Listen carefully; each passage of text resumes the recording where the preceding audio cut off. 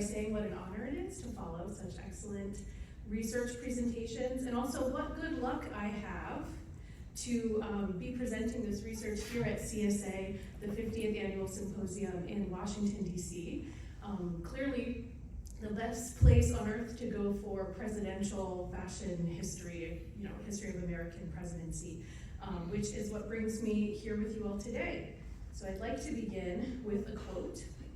Quote, "Emperors and their clothes remain an important area of presidential lore that has only been skimpily researched." That was written by a reporter named Hugh Sidney and published in Time magazine in 1982. When I read that close to 40 years later, in the year 2020, I found that it was still true. In 2020, I was taking a course in the history of American menswear as a graduate student at FIT, and the final project was quite open-ended. So what I decided to do was to imagine an exhibition of presidential dress somewhat similar in concept to the First Ladies Gallery at the Smithsonian here in DC, which many of you maybe have visited this week or have visited in the past. So I first visited the First Ladies Gallery when I was about 16 years old. That was many years before I knew that being a dress historian was a thing that a person could do. But when I look back on my life, I feel like that was one of the most impactful museum memories that I've ever had, specifically to see all of the First Ladies' gowns displayed together in the same place, literally, the corporal forms of these women, many of whom had never met each other, and the powerful feeling that I was also in the room with them. So it had never struck me at the time that nothing similar exists for the presidents themselves. So it wasn't until the summer of 2023, which was about 1 year ago, that I officially decided to commit myself to the study of presidential dress history. And to say that this research is still ongoing is maybe an understatement, because it will probably be lifelong. Although in some ways this subject is an incredibly narrow slice of American menswear history, the idea of presidential fashion can also be extremely broad. It can expand to include everything a president ever wore throughout his life, and also everyone associated with a president, including vice presidents, their families, sometimes even their pets, their cabinet members, dignitaries and celebrities who met with or were visited by presidents, everyone who has ever run for president, to those employed at the White House, from head to toe, beginning in 1789 and ongoing to the present day. Now, while I am certainly interested in all of those things, I did feel that that was too broad to get a start with. So initially, the scope of my research has been the 45 men who have served as president, focusing on what they wore during their time in office. So now I'd just like to quickly share with you my experience with that so far, because as you might imagine, I discovered that there are great disparities concerning the material available to study the wardrobes of each president. Starting with dress artifacts, some presidents left behind a large number of garments and accessories that are still preserved by museums and historical societies. But for others, despite my searching and my emailing, I have found nothing yet. And there is rarely an explanation for the dress artifacts that simply no longer exist. For example, I was shocked to find that despite the large volume of George Washington artifacts that survive, it seems as though this trinket box is all that is left of the clothing of John Adams, the second president. A piece of paper found inside it claims that the velvet textile on the top was from one of Adams' coats. Now, luckily, there are visual depictions of every president during their time in office from which we can analyze their clothes. Obviously, beginning with paintings and engravings, even traditional silhouettes giving the outline of a tailcoat or a top hat, and then eventually photography and video.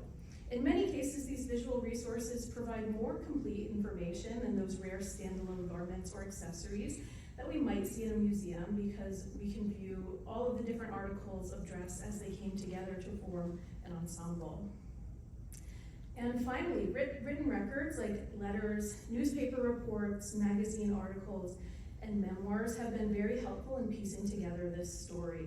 I'm very happy to say that I have been gifted copies of these two magazines on the screen. So these are both in my personal collection, and they both have contemporary comments on Presidents Truman and Kennedy's styles. And especially in pre-photography days, textual information can be extremely illuminating, although it often leads to more questions. If I had a nickel for every time that a federal period president was simply described as wearing a black suit, I would be a wealthy woman. This is especially frustrating in the case of the black suit worn by John Quincy Adams to his 1825 inauguration, because it would be pivotal information to know if he wore knee breeches or long trousers, but unfortunately I am forced to speculate. Some presidents were considered to be too interested in their clothes. For example, President Martin Van Buren was harshly criticized for his dandyism and his love of fine clothing, created an image of an out-of-touch politician. President Andrew Johnson was trained as a professional tailor, and he maintained an interest in clothing during his presidency. Kennedy and Reagan were both considered menswear influencers during their times in the White House, whereas other presidents were said to be sloppy dressers, notably Thomas Jefferson and Abraham Lincoln, or maybe prone to fashion faux pas. And some of you may recall the infamous tan suit worn by Barack Obama in 2014, which garnered a media frenzy, as some said it was too informal for his position. This research also calls attention to the hands that made the president's clothing and dressed their bodies, many of which belong to immigrants, including Holocaust survivors like Martin Greenfield and Stephen Salen, and enslaved people. During the Revolutionary War, George Washington's clothing was laid out and his hair was powdered by his enslaved body servant, William Billy Lee. And this coat, worn by Thomas Jefferson, is believed to have been mended by Sally Hemings, the enslaved mother of some of his children. Now, as I began with a quote, I'd like to end with one too. On the day that he died, President John F. Kennedy stated in his speech to the Fort Worth Chamber of Commerce, quote, "2 years ago, I introduced myself in Paris by saying that I was the man who had accompanied Mrs. Kennedy to Paris. I'm getting somewhat that same sensation as I travel around Texas. Nobody wonders what Lyndon and I wear." Yet my research reveals that presidents have also always been fashion influencers. Favorite items of dress, like a hat or a pair of glasses, can become so associated with one's image that they become shorthand for a specific president. Their wardrobes tell stories of war, freedom, immigration, slavery, and above all, American history. So this is my last slide, and I know that we've just barely scratched the surface here. So I'd just like to conclude by sharing when, where, and how you can hear more about my research in the future. First, I am working towards a book, possibly the first of multiple. There's no news that I can officially share about that yet, but if and when I do have news, you can find all of my news on the Instagram account at Presidential Fashion History, where I will surely be blasting everything. But I'm happy to be able to share that I am giving a talk with the George Washington University Museum on August 12th. This is going to be a free digital program that anyone can attend and actually register for now, if you head to the link on the screen. And it is my sincere hope that in the future, there will be even more talks, publications, and maybe even that museum exhibition one day.